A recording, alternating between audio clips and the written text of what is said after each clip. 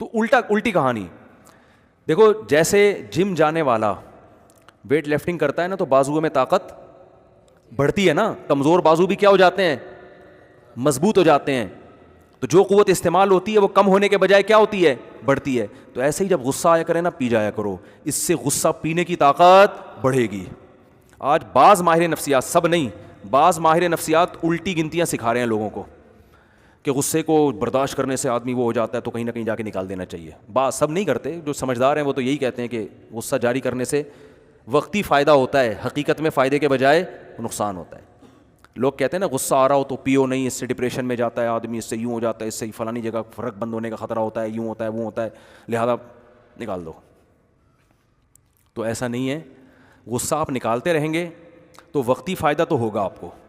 جیسے چرس پینے کا دل چاہ رہا ہے, پی لو, وقتی طور پر چرس کی طلب کیا ہو جائے گی, ختم. لیکن اور مزید طلب پیدا ہوگی تھوڑے وقت کے بعد, اور جس نے نہیں پی اس کو پھر آہستہ آہستہ طلب کیا ہو جائے گی, ختم. تو بالکل یہی بات ہے. ساری برائیوں کی جڑ یہ غصہ ہے. یعنی انسان کو ترقی سے جو روکتی ہے نا جو چیز, وہ کیا ہے, غصہ. اور ہمارے ہاں اس کو فیشن بنا کے پیش کیا جاتا ہے. لوگ, نوجوان فخر سے کہتے ہیں تجھے پتہ ہے تیرے بھائی کے تو کھوپڑی گھوم جاتی ہے جب کوئی الٹی بات کرتا ہے. اسٹائل بھی یہ ہوتا ہے, ابے تیرے کو میرا تو پتہ ہی ہے, یہ اسٹائل ہوتا ہے. میرے سے کوئی الٹی بات کرے تو آپ, تیرے کو پتہ ہے میری تو کھوپڑی گھوم جاتی. میں تو پھر تگا کے سنا دیتا ہوں. وہ بھی کہتا ہے ہاں یار یہی کوالٹی ہے تیرے اندر جو مجھے سب سے زیادہ پسند ہے, کیونکہ اس پہ بھی گزری نہیں ہے نا. جب اس پہ بھگتے گا نا یہ خود, کسی دن یہ پٹے گا تو بولے گا یار یہ اچھی کوالٹی نہیں ہے. بہت ٹھنڈا, انسان کو ٹھنڈا میٹھا ہونا چاہیے, سوچ سمجھ کے غصہ جاری کرے. یار بنتا بھی ہے یا نہیں. میں یہ نہیں کہہ رہا کہ غصہ آئے نہیں اور کبھی بھی جاری کرنا ہی نہیں ہے, ایسے تو لوگ کھا جائیں گے آپ کو. امام شافعی فرماتے ہیں غصے کی بات پہ بھی غصہ نہ آئے نا تو وہ گدھا ہے. امام شافعی, کیونکہ بعض لوگ ایسے صوفی بن جاتے ہیں کہ غصہ آنا ہی نہیں ہے, کچھ بھی ہو رہا ہے.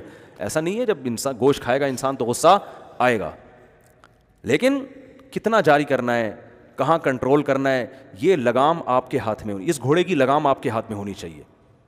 ہم کیا کرتے ہیں, گھوڑے پر سوار ہو کر اپنی لگام گھوڑے کو پکڑا دیتے ہیں کہ تو بھاگ رہا ہے اسپیڈ سے تو مجھے جہاں چاہے لے جا, تو وہ تو برباد کرے گا. گھوڑا اسپیڈ میں ہوگا, لگام آپ کے ہاتھ میں, آپ نے یہاں ٹرن کرنا ہے, ادھر ٹرن کرنا ہے, تو غصہ بھی آپ کی اسپیڈ بڑھا دیتا ہے. ایک دم آدمی کہتا ہے جلدی جلدی کام ہو جائے, تو اس کی لگام اپنے ہاتھ میں ہوگی تو کام تو جلدی جلدی ہوگا, لیکن ہوگا وہ جو کیا ہوگا, صحیح ہوگا, غلط طرف نہیں جائے گا انسان. تو میں یہ مثال دے رہا تھا کہ جیسے ویٹ لفٹنگ کرنے سے بازو مضبوط ہوتے ہیں, وزن اٹھاتا ہے تکلیف, تو ایسے ہی نا غصہ برداشت کرنے کی پریکٹس کرو, چیلنج کیا کرو. آج مجھے 10 آدمیوں پہ غصہ آئے گا, شروع میں جائز غصہ بھی نہ کرو تاکہ پریکٹس ہو جائے نا.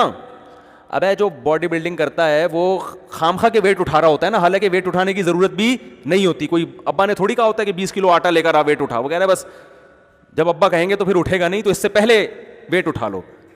تو غصہ جائز بھی اگر ہونا, آپ کا سمجھتے ہو کہ یہ میں جاری کروں گا تو فائدہ ہے, تو وقتی طور پر اپنی کنٹرولنگ پاور کو بڑھانے کے لیے جہاں غصہ آ بھی رہا ہے نا وہاں کیا کرو, پی جاؤ اس کو. یار کچھ دن اس کی پریکٹس کرنی ہے بس. یہ اتنی بہترین صفت ہے نا, اگر آپ میں غصے میں کنٹرول ہو گیا. نبی صلی اللہ علیہ وسلم نے منہ پہ تعریف سے منع کیا ہے نا. یہاں تک ایک روایت میں آتے ہیں تمہاری منہ پہ تعریف کرے خاک اٹھا کے پھینک دو اس کے منہ پہ, کیونکہ یہی لوگ آپ کو تباہ کرتے ہیں.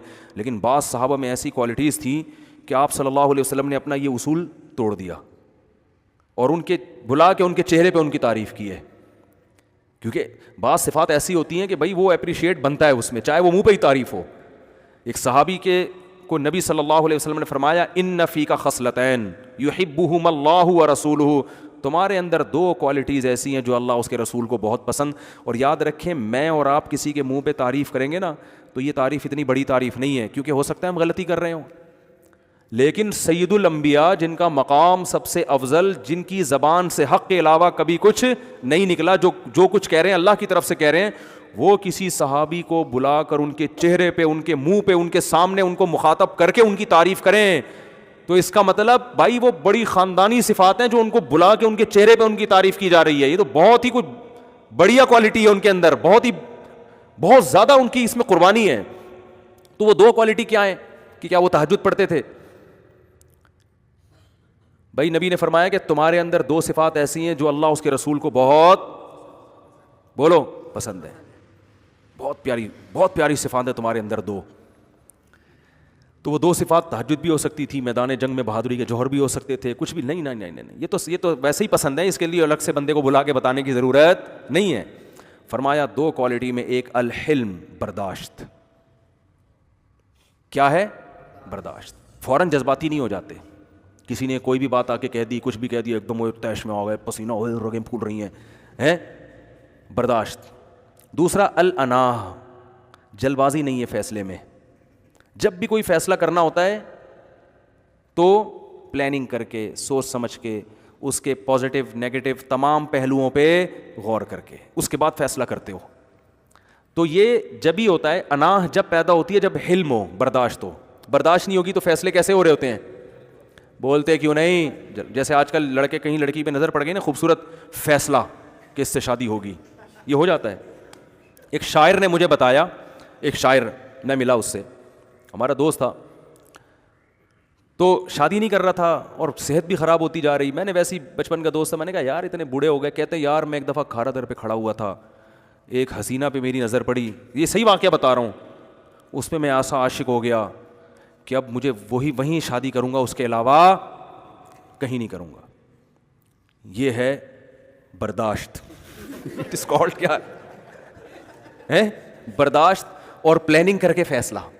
ابے تجھے کیا پتا کہ وہ کوئی چور ہے, کوئی ہیروئن بیچتی ہے, یا فاحشہ تو نہیں ہے خدا نہ خواستہ, اس کی ماں نے اس کو کوئی سلیقہ صفائی سکھایا ہے کہ نہیں سکھایا, پردہ نماز کا کچھ ہے کہ نہیں ہے, بس شکل پسند آئی ایک دم فیصلہ کہ شادی ہوگی تو یہی ہوگی, باقی ورنہ کہیں نہیں ہوگی. میں اس لیے مثال دے رہا ہوں کہ یہ زیادہ آسانی سمجھ میں آ جائے گی.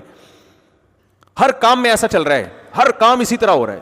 کاروبار کا فیصلہ کریں گے, ابے یار گرمیوں میں برف کا کام ٹائٹ چل رہا ہے, وہ وسیم گولے گنڈے والا دیکھو فوراً بس کروڑوں روپے انویسٹ کر دیے, برف کی فیکٹری لگا دی, وہ تباہ ہو گئی, برباد ہو گئی.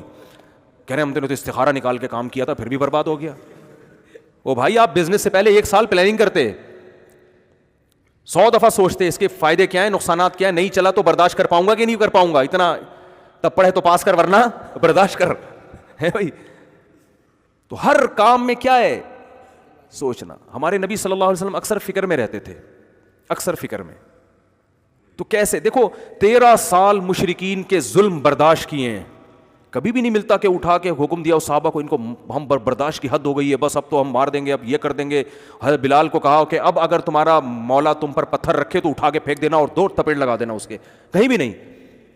13 سال کتنی مخالفت, مگر کیا کرنا ہے؟ بولو برداشت. خباب ابن ارت رضی اللہ تعالی عنہ نبی صلی اللہ علیہ وسلم کے پاس آئے, کمر دکھائی کہ ان کا مالک ان کو انگاروں پہ لٹاتا تھا, جل گئی تھی کمر, کھڈے پڑ گئے تھے. یا رسول اللہ آپ ہمیں حکم دیں, کب تک ہم یہ برداشت کریں؟ آپ نے فرمایا کہ اس تم سے پہلی امتوں کو اس سے بھی زیادہ ستایا گیا ہے. دیکھو ہمارے پاس کوئی آتا, ہم لیڈر ہوتے, کمر دیکھتے ہم کہتے ہیں اب تو نہیں چھوڑوں گا میں, اب تو بہت ہو گئی بھائی, یہ تو کیا ہو گیا ہے. ہم اس کو غیرت سمجھتے ہیں نا کہ یار اب تو یہ غیرت کا مسئلہ ہے, یار میرے ساتھیوں کے ساتھ یہ ظلم ہو رہا ہے بھائی. اور ہم نے تو یہ تو ہماری قومیت بھی نہیں دیکھ رہے, ہم تو ان کی قوم کے لوگ ہیں, 40 سال ان میں رہے ہیں, تو قوم کا ہی کچھ خیال کر لیں. اب نہیں ہوگا. میں ہوتا تو میں تو یہی کر رہا ہوتا, آپ ہوتے آپ بھی یہی کر رہے ہوتے. اب تو بھائی یہ نہیں دیکھیں گے کہ بھائی اگر ہم نے انتقام لے لیا تو جو رہی صحیح طاقت ہے اس سے بھی جائیں گے,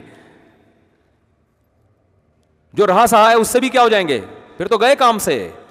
بھائی کمزور ہیں تبھی تو یہ ظلم کر رہا ہے نا وہ, تو طاقتور کے سامنے آپ طاقت دکھاؤ گے, تو اگر طاقت ہے تو دکھاؤ, نہیں ہے تو کیا کرو. آپ کے پاس صبر کے علاوہ کوئی آپشن نہیں ہے.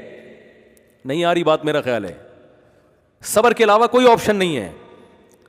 تھانے ایس ایچ او آ گیا, اس نے تھوڑا آپ سے بدتمیزی کی, تو صبر کے علاوہ کوئی آپشن ہے؟ یس سر جی سر کہہ کے نکل لو گے اور بالکل صحیح کرو گے. اور جو غیرت میں آتا ہے, ابے میں تو اپنی توہین, یا تو آپ کے ابا ڈی ایس پی ہوں پھر تو ٹھیک ہے. اگر آپ کے ابا عام پولیس والے ہیں, مقابلہ آپ کا ایس ایچ او سے ہو رہا ہے, ایس ایچ او نے کوئی بدتمیزی کی, آپ نے کہا میں تو غیرت, میں نے دیکھے ایسے لوگ غیرت میں آئے اور بدتمیزی کی, اس نے پکڑ کے جیل میں ڈال دیا, بعد میں جوتے پکڑ کے نا اس کی معافیا مانگ کے نکلے. یا تو پھر قیامت تک غیرت میں ہی اٹے رہو نا کہ میں جیل کی سلاخیں توڑ کے تو بھاگوں گا, کسی سے معافی کی اپیل نہیں کروں گا. تو تمیز ہے بھائی, وہ ایس ایچ او صاحب ہیں, یس سر جی سر کر کے پتلی گلی سے نکل لو. بالکل وہ کام کیا کرو جو اس دبلے نے کیا تھا. ایک موٹے آدمی نے نا ایک بہت باریک سا انسان دیکھا, تو اس کو دھکا دے کے نیچے گرا دیا. اب یہ باریک آدمی جب نیچے گرا ہے, سب لوگ دیکھ رہے ہیں, اس نے کہا یار انتقام لیا تو دوبارہ دھکا دے گا, یہ تو مارے گا پکڑ کے. اور اگر انتقام نہیں لیا تو ذلت ہے, لوگ بولیں گے ابے اس نے تیرے کو دھکا بلا وجہ دھکا مار کے زمین پہ گرا دیا اور تو بڑے آرام سے منہ نیچے کر کے جا رہا ہے. تو باریک آدمی میں طاقت جسمانی نہیں ہوتی, کھوپڑی بہت چلتی ہے اس کی. تو اس دبلے آدمی نے سوچا کہ میں موٹے آدمی سے کہتا ہوں کہ تو نے یہ مذاق کیا ہے یا سنجیدگی سے. تو وہ کہہ دے گا میں نے مذاق کیا ہے, تو میں کہوں گا ہاں ہنس کے نکل جاؤں گا میں, چلو مذاق کیا ہے. یہ اس نے پلان بنایا. تو اس نے اس موٹے سے کہا کہ تو نے میرے ساتھ یہ مذاق کیا ہے یا سنجیدگی سے باقاعدہ ارادے کے ساتھ دھکا دیا ہے. اس نے کہا میں نے جان بوجھ کر آپ کو پریشان کرنے کے لیے جان بوجھ کر آپ کو دھکا دے کے زمین پہ گرایا. یہ بڑا ہوشیار. اس نے کہا اچھا ہو گیا, ورنہ میں ایسے مذاق برداشت نہیں کرتا. یہ کہا اور نکل گیا. یہ بولا اور فوراً وہاں سے بھاگ گیا کہ یار نکل, عزت بچا کے. کہہ رہا اچھا ہو گیا سنجیدگی سے دھکا دیا ہے, ورنہ ہم اس قسم کے مذاق برداشت نہیں کرتے. عزت بھی ہو گئی کہ بڑا بہادر ہے بھائی, مذاق تو برداشت نہیں کرتا. یہ تو بالکل صحیح کیا اس نے بھائی, کچھ جب بگاڑ نہیں سکتے. تو آپ صلی اللہ علیہ وسلم کو اللہ نے وقت بہت تھوڑا دیا تھا, 23 سال. 23 سال میں اسلام کو دنیا پہ غالب کرنا تھا.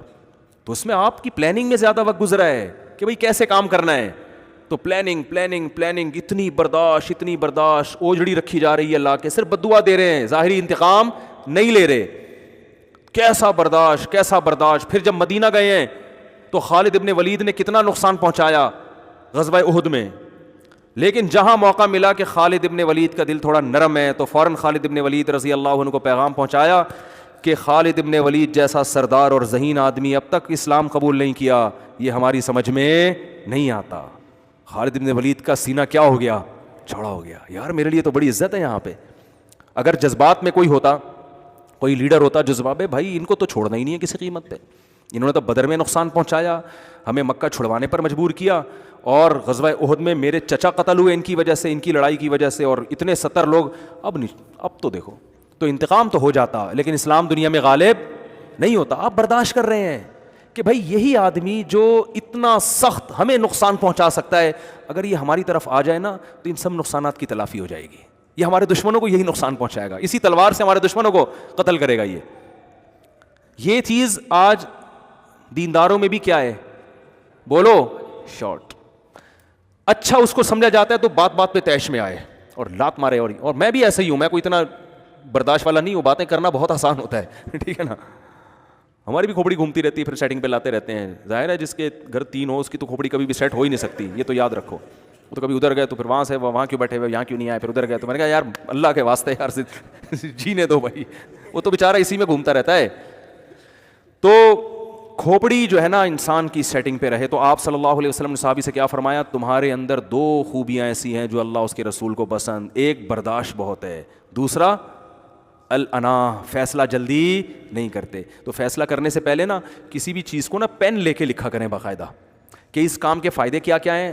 جو کوئی بزنس کر رہے ہیں یا کہیں شادی کرنا چاہتے ہیں یا کچھ بھی کرنا چاہتے ہیں تو لکھیں کہ فائدے کیا کیا ہیں, اور ادھر لکھیں نقصانات کیا کیا ہیں. پھر 2-3 دن تک اس کو چھوڑ دیں, اور چیزیں آتی رہیں گی ذہن میں, لکھ کے پھر پلس مائنس کریں. یہ نقصان افورڈ کر سکتا ہوں, یہ یقینی نقصان, یہ اس کا 50% اس پہ پرسنٹیج بھی ڈال دیا کریں. تو تمیز سے. پھر بھی اگر غلط فیصلہ ہوگا تو اللہ اس میں برکت ڈال دے گا. پھر بھی اگر غلط فیصلہ ہوگا تو اللہ کیا کرے گا, برکت ڈال دے گا. تو خیر, دعوت میں نبی صلی اللہ علیہ وسلم نے, میں یہ عرض کر رہا تھا کہ دعوت کے جتنے بھی شعبے ہیں, جب آپ دعوت دیں گے تو آپ کو مخالفت کا سامنا کرنا پڑے گا, اس میں برداشت. اچھا ایک آخری بات کر کے بس بیان کو ختم کرتا ہوں. یہ خوب اچھی طرح ذہن میں رکھ لیں کہ برداشت کرنے کے باوجود بھی بعض دفعہ سامنے والے کے کو سختی کرنی پڑتی ہے.